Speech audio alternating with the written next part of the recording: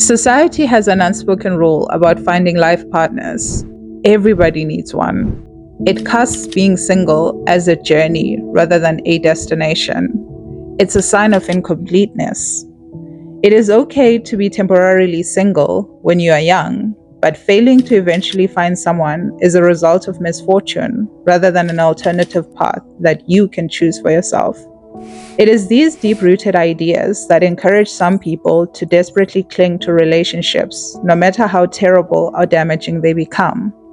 After all, if the rule is that every person has a match, then doesn't it make sense that some people are simply destined to end up with the more abusive and toxic members of society?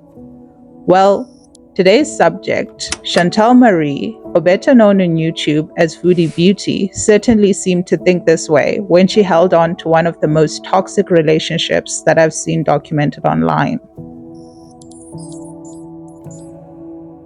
Chantal Marie is a 38-year-old Canadian YouTuber. She started her channel in 2014 doing makeup and beauty, then later evolved into a weight loss and mukbang channel, where she ate extremely large quantities of food on camera, while also documenting her struggles with weight loss and health issues stemming from a nearly 400-pound body weight. My health, as you know, is horrible, and it keeps getting worse.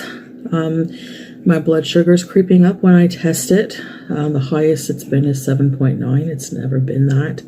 My weight is the highest it's ever been, and it's just going to keep going up if I don't do something about it. Obstructive sleep apnea, among other things. Throughout her YouTube evolution, she would share some personal details of her life, including her love life. But the lines between her private life and online personality completely blurred when she abandoned pre-recorded and edited videos and only did live streams on her channel. She would spend several hours a day live streaming almost every personal detail of her life, including live streams where her audience would watch her fall asleep.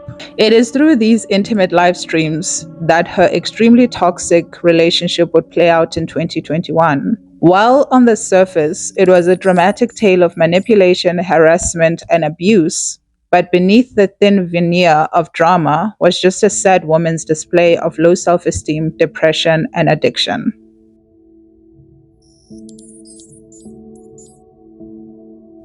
On February 8, 2020, Chantal announced that she and her long-term partner of 8 years had broken up. The cited reason for their breakup was that they grew apart. I still love BB. I know he still has love for me, or at least cares about me, but I don't think that we're in love with each other anymore. Our dynamic, it's changed a lot over the years. I can tell that he's not happy because of that. I just want to let him go and be happy. So she moved in with a high school ex-boyfriend named Pete. She stated that she and Pete were just platonic friends and roommates. In the months following her breakup, Chantal remained single.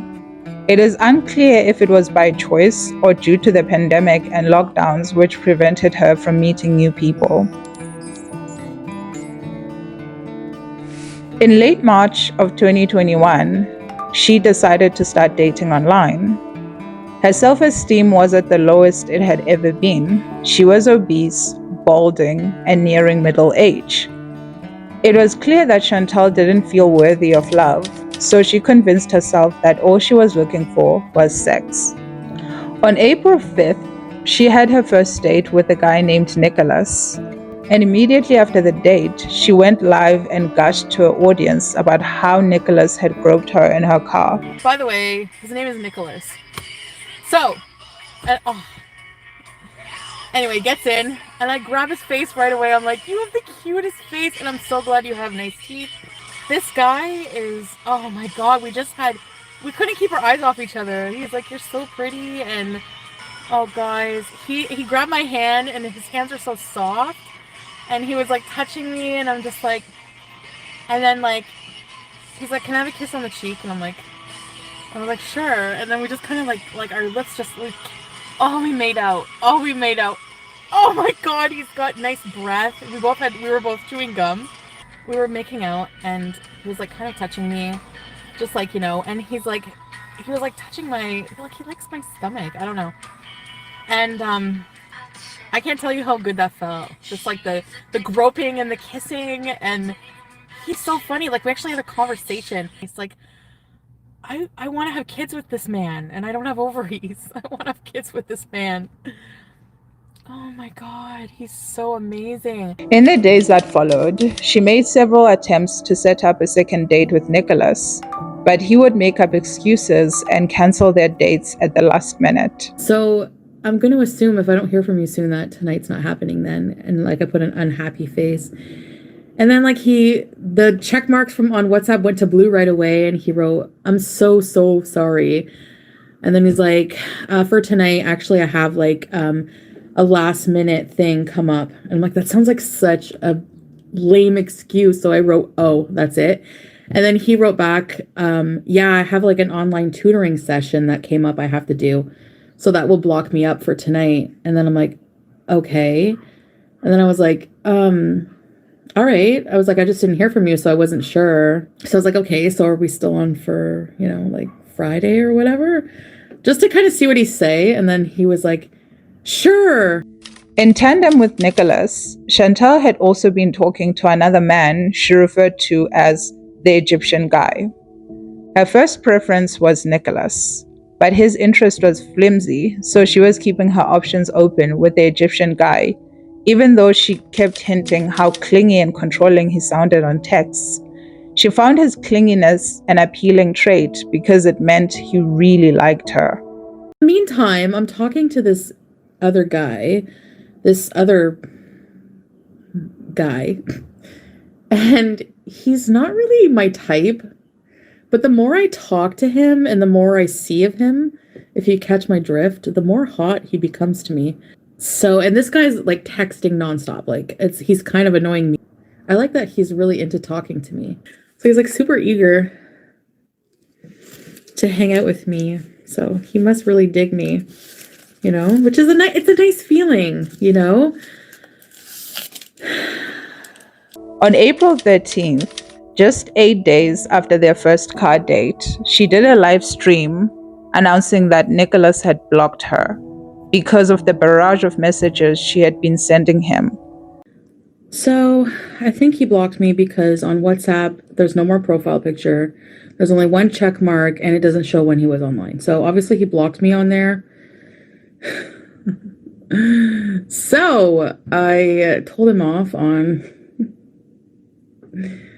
I pretty much like left him a voicemail and told him off. Well, I didn't like freak out on him. And then, and I messaged him on the dating app and was like, I wish you would have just told me you weren't interested instead of stringing me along. Now she was down to just the Egyptian guy. You know how they say when one door closes, another one opens? Well, in Chantal's case, behind the second door was a two-headed dragon about to send her life into a tailspin.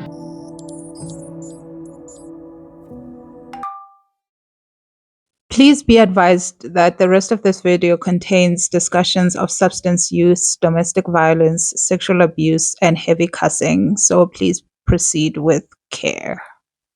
So the Egyptian guy is is it like, I don't know if it's like all Egyptian men, but he's very fucking pushy, like bossy. Like tells me what to do all the time. Like not tells me what to do, but like, yeah, he tells me what like I should like. He got mad at me because I didn't want to go over like yesterday. I'm like in bed, I'm tired.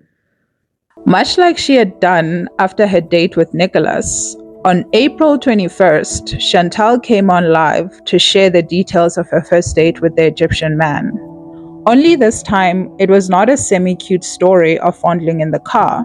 Instead of the customary first date beverage that people usually share, he offered her multiple hard drugs. I did go over to the Egyptian guy's house. So we go in his room. He's got the cleanest fucking room I've ever seen. He's got like a small like bed like yours, a bit bigger, and then like a big mattress on the ground. So I'm just like, oh, like what? This is going to be so awkward. They was still light out. So to ease the mood, he starts smoking. He lights up this Moroccan hash. and we get totally fucking baked. And then he like I don't want to say this, but you guys are going to be so... I don't do this on a regular basis. I don't even do it really, but I did it for some reason. I did it, and it's not good to do. And if that changes your perception of me, I apologize. But I did he busted out like a bunch of lines of cocaine. Ooh. I know. And then they engaged in rough sex, which left bruises on her body and physical pain that persisted through the next several days. He smacked my butt pretty hard. I'm not really into being slapped around, really, like a gentle slap maybe, but I said, "You're trying to kill me, please." Please. And then we would be talking, and then all of a sudden he'd jump on me again, and I'd be like, no. So this guy is fucking crazy. Excuse me. I ended up tiptoeing out of there when he fell asleep. Her audience was unsurprisingly upset about the recklessness of doing hard drugs with a stranger. But Chantal was too busy reveling in the great sex they had, gushing about the size of his manhood and his stamina. In the retelling of the night, Chantal repeatedly mentioned how he reassured her that he likes fat girls. So this man was giving her the validation she sought to quell her insecurities about her body. This guy, I don't know what it is, he just really, really likes me a lot. Said I'm just his type, he likes how I look, blah, blah, fucking blah. In a span of 2 weeks, Chantal had graduated from a giggly teen girl gushing about making out with a boy to a bad girl who got sexually dominated by a drug-fueled Egyptian man. Honestly, it was fun. I don't know, I just like beezing sometimes, being really, really, really bad. She had also upgraded his name from Egyptian man to Dom. In the 7 days following her first date, they had 4 more dates at his house, each involving more drugs than the last. Dom also kept making suggestions about engaging in group sex, including inviting Chantal to an orgy, but she was resistant to the idea. On that third date, when she arrived at Dom's home, there was an unfamiliar man who threw $50 at her and asked her to show her breasts. Here I am thinking, I packed my bath bombs. Everything. I'm like, I'm gonna have a bath at your house. I thought we were gonna have a night like last night, you know, like just us. But it was like Saturday night. Maybe his friend came over and he couldn't. I don't know. Whatever. He probably didn't think it would be a problem.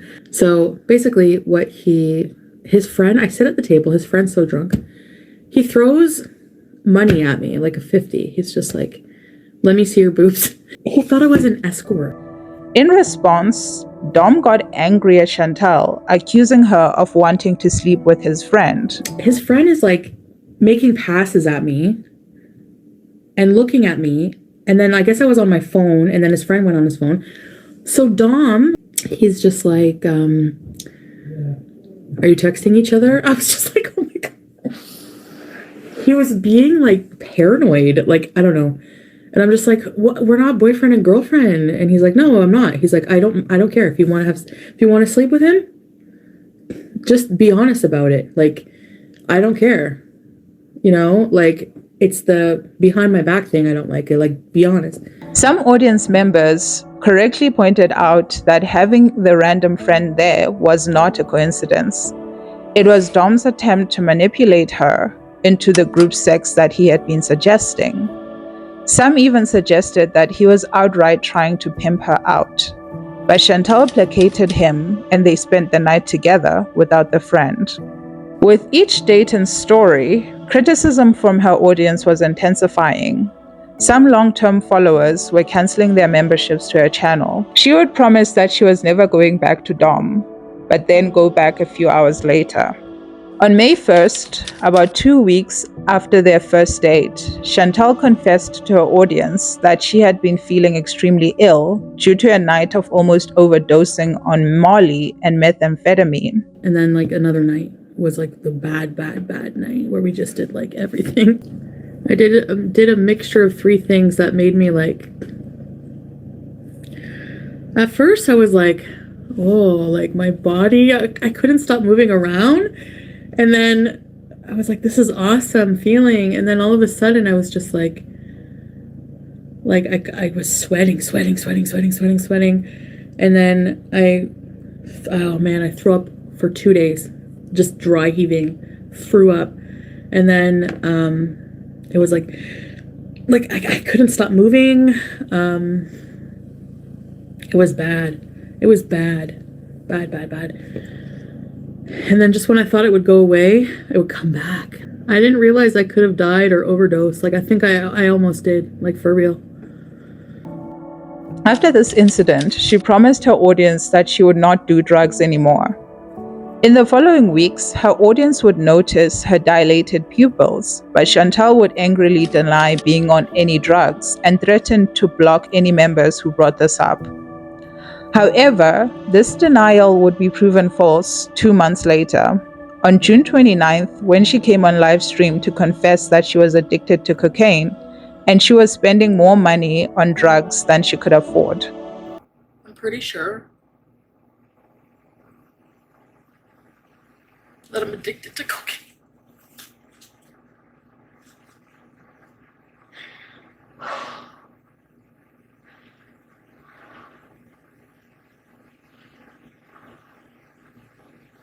I can't stop shaking. I've been shaking all day.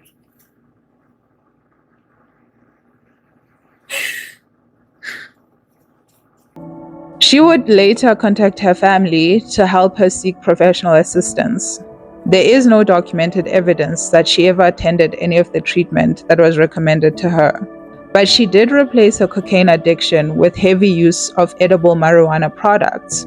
She would spend most of the following months high out of her mind during live streams while the drama with Dom was ramping up. Although Chantal had been divulging every intimate details of her dates with Dom, she had made efforts to protect his identity by keeping his name a secret. That is until about 2 weeks after their first date, when she received a call from him during a live stream, and she flashed her phone screen, revealing his first name, Nader. In the following days, some of her audience members used his first name to track him down on dating sites and catfish him. One audience member reported to Chantal that she was chatting to him on a dating site and sent her a picture of his penis. The audience member shared the picture with Chantal, but Chantal denied that it was really his. So, the dick doesn't look like his dick. At all. Although she was insistent that the picture was false, it was clear that her audience had gotten into her head. She was getting emotional over the possibility of him cheating. Guys, I feel so stupid. Oh my god, I want to cry right now. I don't deserve that. Like, I really put up with a lot. Like, I really listened to him and, like, did a lot for him. Oh my god. I'm such an idiot. I'm done. I'm so done. I'm not even kidding. I'm done. Are you kidding? He's a fucking slut.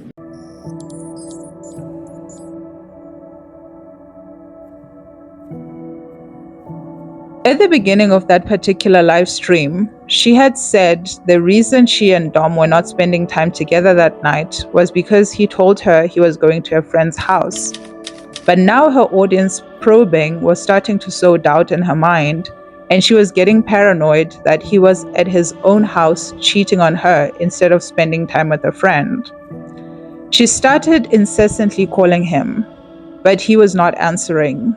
At one point, she tried calling with a different number to see if he was not just ignoring her. When all the calling attempts were exhausted, her audience egged her on to drive to his house and look through his window to see if he was inside with another woman. So I get there. No, like, I don't think anyone was home. I don't know. Like, he has his room, which was dark, but I mean, if you're in the room with somebody, it's gonna be dark. I didn't hear any noise. His kitchen light was on, the door was locked, but his kitchen window, like I could see inside, and I could see his kitchen table. There was like still everything on it from like the last time I was there. This would be the first of many incidents of Chantal allowing her insecurities to drive her to his home in the middle of the night. One I will discuss later actually involved the police. In a lot of relationships, one of the ways people express their love and appreciation for one another is through gift giving. As an expression of her love, Chantal gifted Nader with various things. On their third date, she gave him her TV, which he broke within a few days. Her audience speculated that he punched the TV, but Chantal said it fell. She paid his rent after he claimed to have lost his job due to the pandemic. She drove him everywhere he needed to go because he did not own a car. And then to help him earn some income, she set up a cooking YouTube channel for him. And she bought him the iPad Pro, the iPhone, and the data plan to help upload videos on YouTube. So finally, after 4 months of mystery and lore, on August 14th, 2021, the internet was officially introduced to the full face of Nader Elshamy. In return for all the gifts that Chantal had given him, Nader gave her something too. On October 5th, about 5 months into their relationship, Chantal went to visit him after not seeing each other for 3 days. She found him in bed, looking ill, and his genitals were swollen. When Chantal went to get herself tested, she learned that it was gonorrhea, otherwise known as CPap. He denied cheating on her and accused her and said she was the one who gave them the infection by not washing her genitals properly. Instead of breaking up with him, Chantal bought perfume for her vagina and continued the relationship. Like, he made me think it was because of me that I got it, that we have this bacterial thing. Like, make me feel like I was dirty or something. Yeah, I was brainwashed. Yeah, I have a bit of stomach pain and I do burn when I pee, so I just don't feel right. So I ordered all this stuff from Amazon because he made me think I'm dirty. So I got antibacterial wipes, some kind of perfume to put in your crotch.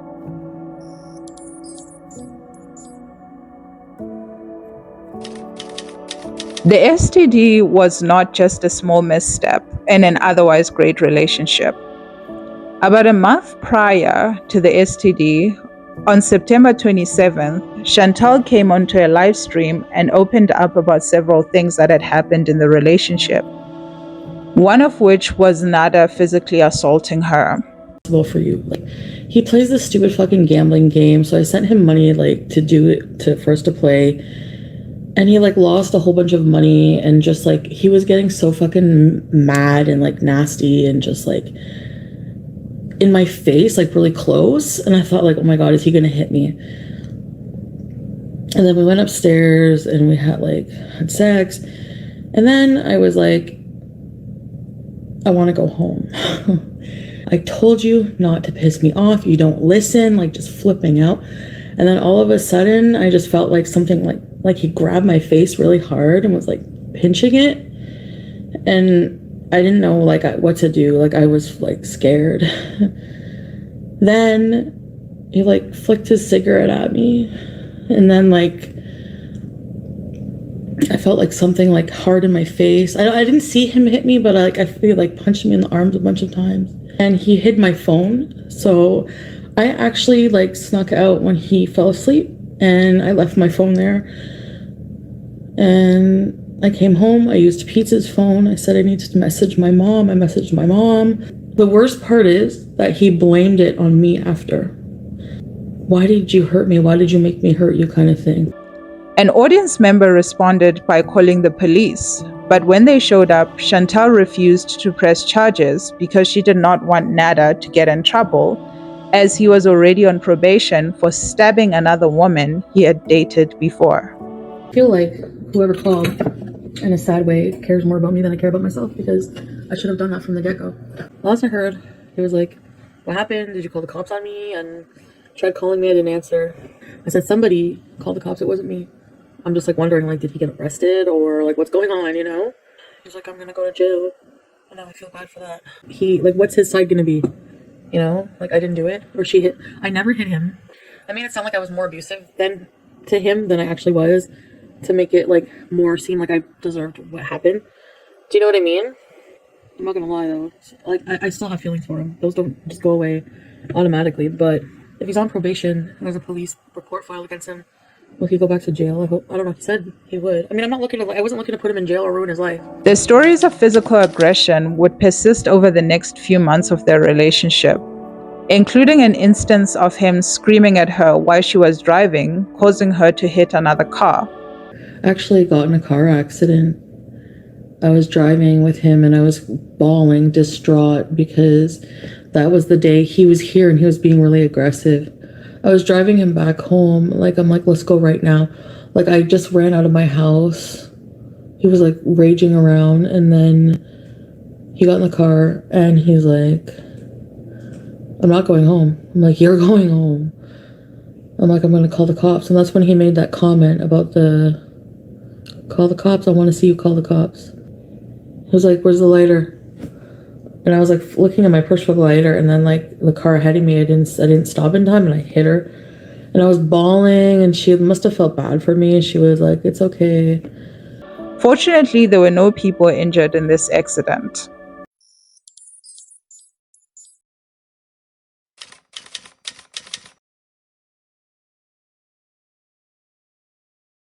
Isolation is another tactic on the power and control wheel. And when I listen to men talk about isolating their partners, there's a lot of ways that they talk about going about this particular tactic. The ultimate goal is to keep her from hearing voices other than his. So he's got this way he wants her to think. He's got this way he wants her to feel, things he wants her to do. If she comes in contact with members of her family, her friends, they'll have other ideas about what she should be doing. And he doesn't want those ideas in her head. He wants his ideas in her head. So he finds ways of isolating her. So it might be something as subtle as creating an argument every time she wants to go out and see her family or friends, so that it gets to the point where it's just so hard to even go out that I just quit. I'll just stay in because I don't need another argument. I don't need a bunch of yelling. I don't need something broken. I don't need to be threatened. I'll just stay home. On the day Chantal found him with the STD, she had driven him to the pharmacy to get treatment. But on the way there, they started fighting because Chantal mentioned to him that she had a therapy appointment later that day. Nader was angry that she was going to therapy alone without him present to hear what she was telling her therapist. He got so aggressive in the car that Chantal drove off and left him as soon as he went inside the pharmacy. Like, I literally just fucking left him at the pharmacy because I say I want to go back home after and have my therapy in private. That cost me an hour of being screamed at in the car, in my face, screamed at. Why do you want to be private? What are you hiding? You know, I know nothing about you. You keep getting mad about that night and just getting loud with his hands. So it's like, go get your prescription. No, I'm not going. Throws the prescription. So finally I got him to go in, and I locked my bank card and drove away. Chantal's relationship with Nader was damaging her other relationships, either through Nader's direct influence or Chantal's failure to recognize the relationship for what it is. Nader was also unhappy that Chantal was living with her best friend and ex-boyfriend Pete. And I was telling her, since she live with Pete, she's not my girlfriend. Since this day is done. She have this problem in her head every day, up and down. Chantal started discussing intentions to move out of her home and abandon Pete and her cats. She was giving the cats up because Nader did not like them. She had once shared a story that he kicked or screamed at one of her cats, which scared them. Maybe if we get a house together, because he was sending me links for houses. He wants to hurry and move in together. Yeah, Krista, I'm going to look at a place. Just going to look. I just happened to know somebody who knows a good deal, and it was a really good deal, so I'm gonna go check it out, see what's up, and pretty much just go from there. That's exciting, eh? When her audience tried to reason with her about abandoning her life to move in with a violent man she had known only for a few months, Chantal would get angry at them for trying to get in the way of her happiness. I think it's just because people don't want me with him. And any little thing like, oh, you're getting rid of, like, or looking for signs that I'm giving up my life for him. Like, you're giving away Pete, you're giving away your cats. I'm really not trying to ditch my old life and just say, fuck everybody and go. That's not what I'm doing. I'm offering to pay for Pete to start up a new life and pay his rent. How is that cold-hearted? Until he can afford to live on his own. I'm just trying to find a way for us to all be happy in this transition. Pete, Sam, BBJ, myself. Fortunately, the plan to move in together would be derailed on November 9th when Nader threw one of his screaming tantrums.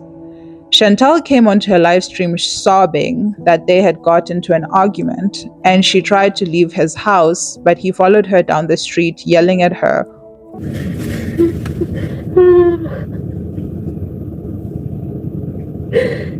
I'm just having a rough morning. But he screamed at me. And I had to walk to the store. Walking down the street, him following me, just screaming and then fighting in the street because it's the only place I feel safe. By the way, not one fucking person offered to help me. I'm like bawling, screaming in the street, man chasing after me. Even earlier than that, the relationship with Nader destroyed her friendship of 20 years. On August 7th, her best friend named Shannon came onto a live stream chat and revealed that in private conversations, Chantal had shared details of Nader's physical assault. At this stage, Chantal was still keeping the abuse a secret, so she got very angry at Shannon for betraying her confidence and denied the abuse. Fucking bitch. Like, you come on here and say that, like, oh my god. I fucking confided in her in private. Seriously. No, he doesn't hit me, okay? That's not what happened. And I definitely didn't want to tell the whole fucking world what happened. If Shannon's concerned I'm in danger, which I'm not, but if she's concerned about that, she needs to handle it privately and not on the fucking internet, where she knows that 1,700 people are watching, and now all these rumors are gonna fucking start because of her. It's people can be concerned for you, but at the end of the day, to just be dirty like that and betray you and wow, nice. That's like your friend if you were fucking raped or something, going online and telling everybody. Anyway, you know what? Sometimes friendships come to an end. I'm a different person than I was back then. I don't know, like some people just, it's fucking bullshit. No, I'm sorry, blocked, bye. This started a bitter feud between the two, which prompted Shannon to go to other reaction channels to discuss Chantal. Chantal fucked me over large. Anyone that doesn't know the whole story, maybe you should go back and fucking do some research because she did me dirty.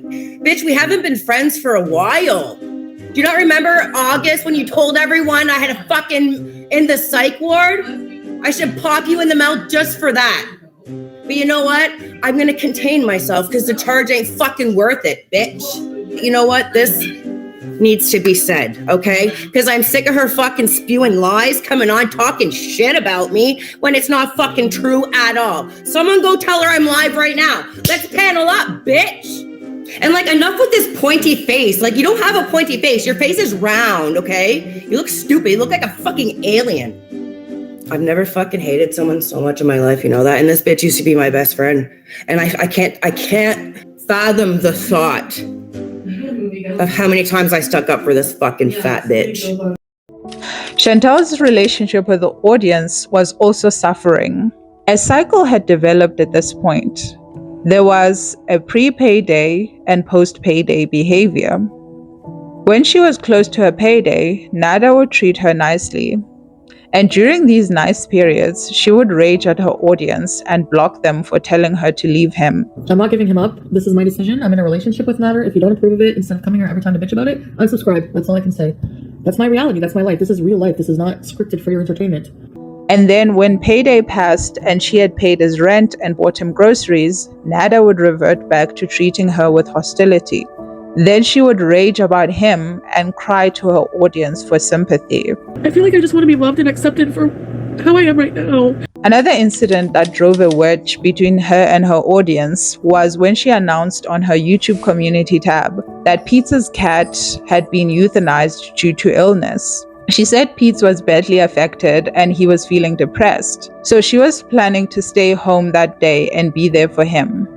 But a few hours later, she posted a meal on her Instagram that had clearly been cooked by Nader. Her audience immediately responded with criticism for leaving Pete alone in order to be with Nader. In return, Chantal got very angry for being expected to emotionally support Pete just for a day. He went to bed. Like, he was, when he's depressed or whatever, like, he was sleeping. What am I supposed to do? Like, you act like I'm, like, evil to him. Like, evil. Like, I'm responsible. I'm not, I want to say this, like, really, really emphasize. You can love somebody, but still, you're not responsible for their happiness, okay? I'm not responsible for Pete's happiness. I'm not responsible. And yes, I know that sounds insensitive. He's grieving the loss of his cat. And to me, I felt like I was being supportive. If I wasn't being supportive, it's up to him to tell me. Not for you guys to just be like, oh, you're a shitty friend because you didn't stay a few extra hours, or you should sleep at home with him tonight. Like, he's going to be grieving for a while, guys, you know? Like, and for me, I am grieving too. I've had this cat. We bought her together in 2005, a year after BBJ. I'm grieving too. Like, I was bawling, actually bawling. When Chantal was saying all of that about Pete, she was actually with Nader. He could be heard behind her. And then later, when they got into a fight, Chantal disclosed that it was Nader who got angry at her for helping Pete. Pete was filling out the paper to bring Tim in. He called me and he was like mad that I was helping him. He hates Pete so much.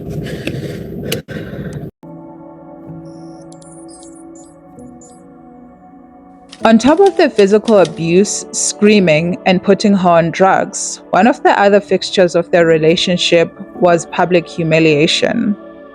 In this same September 27th live stream where she discussed the physical abuse, she revealed that Nader had filmed them having sex without her prior consent. There are like naked video, like there are sex videos, because I caught him like recording without me knowing about it once. So I just kind of like, well, it's kind of sexy, you know. One thing I kind of wish I had was our sex videos and all the nudes he has. I wish he would give them to me, but I guess that won't ever happen. Not so I can watch them, just so I can delete them. I wonder if he would delete them in his phone for me. Now that Nader had his own channel, he used it as a platform to constantly push back against things that Chantal was saying about him on her channel. You liars. You don't go YouTube, you go to police station if I hate you. This domestic violence and the story and this. No, I was not in YouTube before. And you toxic me. Including denying that they were even in a relationship. Don't say I'm your boyfriend if I don't claim you. Is that simple? I'm single. I'm single. La la la la la la. I'm not in a relationship. I'm not with you. Listen. So that's me that I don't sleep with her. But give me blowjob twice. And she said, I don't touch her boobs, and they give me blowjob to... Actually, it's disgusting to talk about that.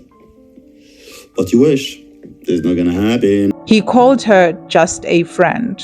وكنت صاحبها أسبوع. يعني قعدت حاولت إن احنا نكون مع بعض أسبوع. وبعد الأسبوع خلصت وقلت لا خلاص. فكنا بعد كده بس أصحاب. Meanwhile, Chantal had started wearing an engagement ring she claimed he bought her only 7 months into their relationship. Nader was vehemently denying this. I'm not saying what happened, what not happened. Guys, I'm honest to you.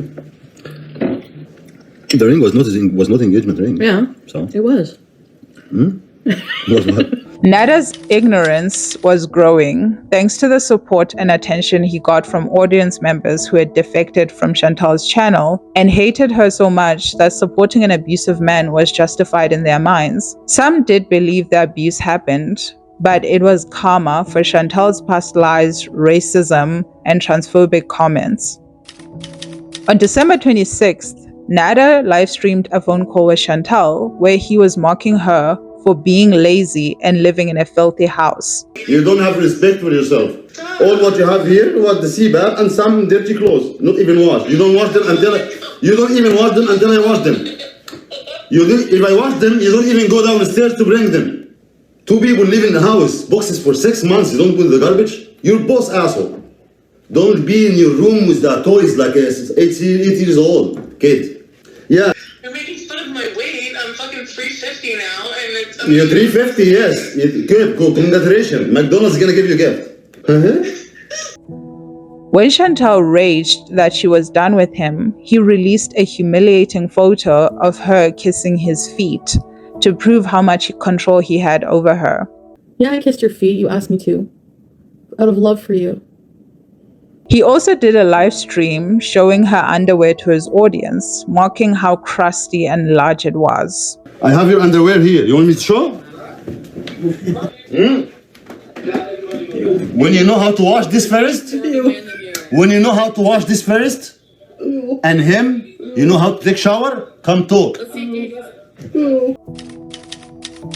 Despite all this public humiliation, Chantal was insistent that in private he was different and loving towards her. She believed that the only reason her audience, family, and friends hated him is because they did not know his vulnerable side. This is my decision for now. Nobody truly knows our relationship except for us. For months, she kept begging him to publicly acknowledge they were in a romantic relationship. And you told me you love me. I showed the text messages for that. So you're fucking lying. Just admit it on your live stream right now that you fucking love me and tell everybody. Or, fine, I'll look crazy one last time. But the more Chantal begged him to claim her, the more Nader got cocky. I don't know somebody to be my girlfriend, forcing somebody to be your boyfriend. Like, come on, I don't get it. Got some bride girl. At one stage, he revealed that Chantal had offered him $2,000 a month to be her boyfriend. Chantal did not deny this.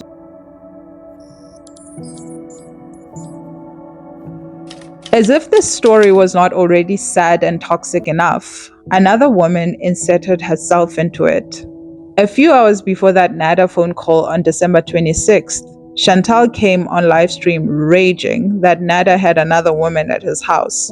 And he has the nerve to be like, I'm having a Christmas party with a woman. No, he has the fucking, I know you're gonna watch this.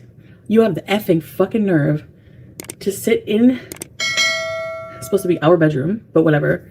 Your bedroom, a girl sitting on your bed. Yeah, that's okay. And you ignore my calls. But I'm not allowed to live with Pete. But I lived with Pete when you met me. And you're fucking lying to everybody when you say we were together for a week. Come on now.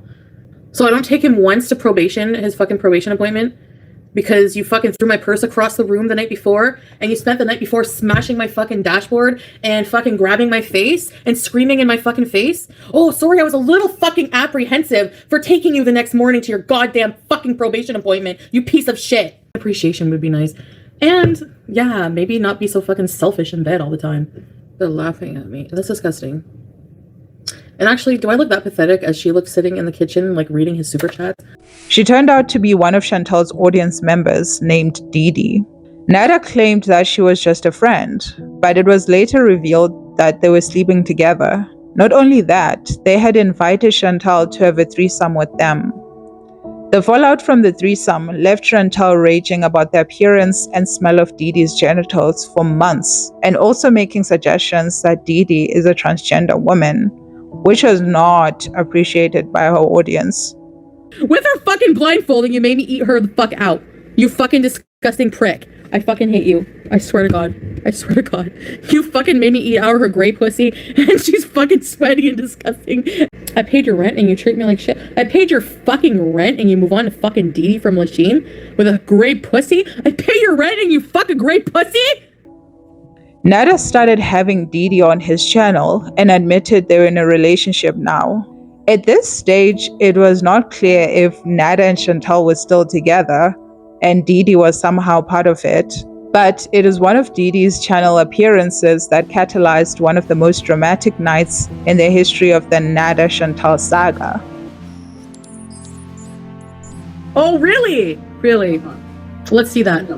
Yeah, you're lying. Do you honestly think I would obsess over him if he wasn't leading me on? No, he thinks it's funny. I'm gonna sell the CPap on Kijiji. He thinks it's funny. On 20 January 2022, in an event that has come to be known in Chantal's corner of the internet as Operation CPap Rescue, Chantal and Nader's relationship would finally come to an end. Well, kind of. It all started with Chantal coming onto live stream to rage that Didi was staying over at Nader's house. He's acting like I didn't give him a fucking life. Really? When you were like withered on your floor mattress crying? Who picked you up? Nice. You really don't know what life is going to be like without me. He really has no idea. As it had become customary at this point, Nader set up his own live stream with Didi to react to Chantal's ongoing live stream. Now they were both live streaming. Chantal then went over to Nader's live stream chat to call him names, but one of Nader's moderators blocked Chantal from chatting on the live stream. Chantal got absolutely furious at this and went into the back end of Nader's channel and deleted the ongoing live stream. Now Nader was no longer live streaming. Later, Chantal got back on live stream and started ranting that she needs her CPap machine, which Nader was holding hostage. A CPap is a breathing machine that people with sleep apnea use at night to prevent them from dying in their sleep due to interrupted breathing. He thinks it's funny. I'm going to sell the CPAP on Kijiji. He thinks it's funny. Yes, this is the end. Do you see how he treats me? I want to come get my shit. I know you're watching. I'm coming to get my stuff right now. She was raging all the way while driving. When she got to Nader's house, he refused to let her in. Let me get my fucking shit.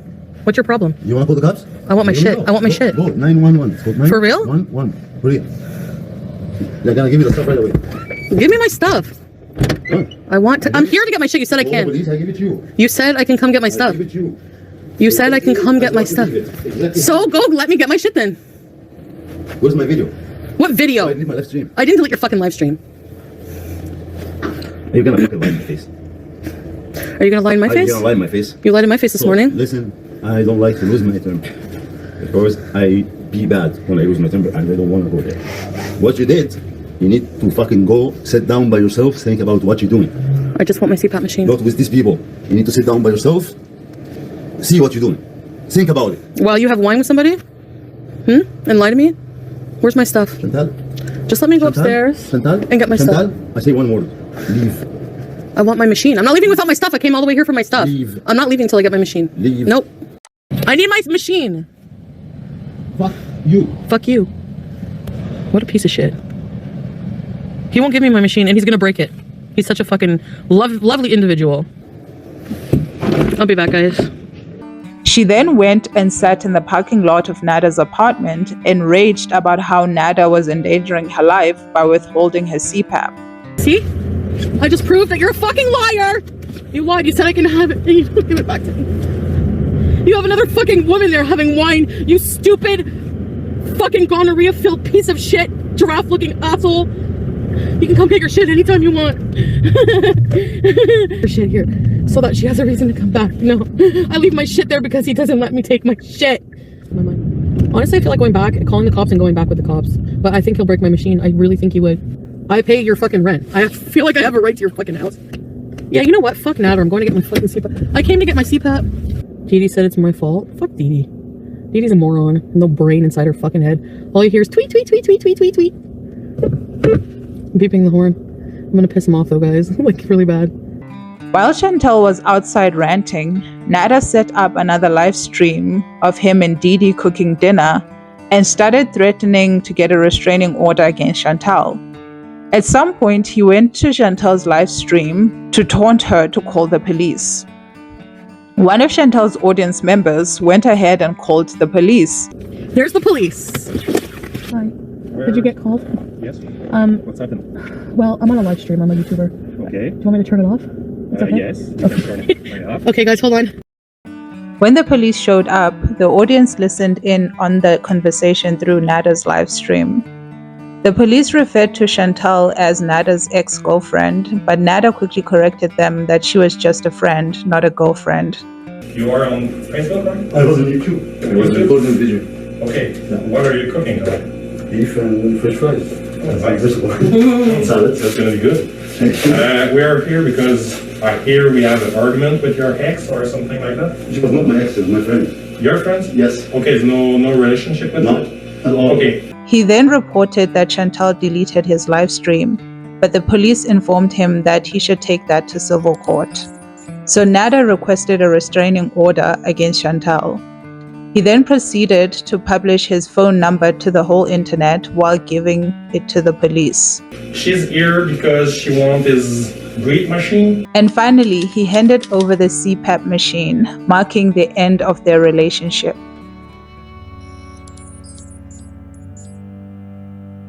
The days and months following the end of their relationship were just a litany of live streams of Chantal at various stages of a mental breakdown. From crying and trying to provide screenshot evidence that Nader once proclaimed he loved her. I'm crying over a person who's not probably even crying over me. Like, it just hurts so bad. Like, he doesn't care that at all. Like, I was just nothing. Like, I was nothing. And to me, he was everything. Like, everything. Like, I just want to talk to him. I just want to know, like, why. You know? Like, I just feel like I don't know. Like, I can't stand it. To shaving her head. She would also spend hours of live streams scouring the internet for men. In early April, she decided to get a change of scenery by going on a vacation to Cuba, but this would not work because she spent the days at the Cuban resort drunkenly raging on live stream and unleashing a fusillade of insults from racist to homophobic comments about Nader and Didi. Yeah, I fucking hate her for taking him away from me, and yeah, I hate him for all the shit he's put me through. But a part of me still loves him, and if you fucking hate me for that, I don't give a fuck! Didi, you're disgusting. You have the nerve to call me a fucking bitch. You're a fucking bitch. You're a fucking desperate, loser, piece of shit fucking bitch. But no matter how hard Chantal had raged, the relationship was over, and from Nader's perspective, it had never even begun. To any outsider looking in, Chantal holding on to this relationship does not make any sense. Nader offered her nothing, not even the public facade of loving her, but she summed up her reasons best in this clip. Thank you. Yeah, I just feel like I'm old and I have and I can't have kids. Like, who, you know, like, who's gonna want to be with someone like that?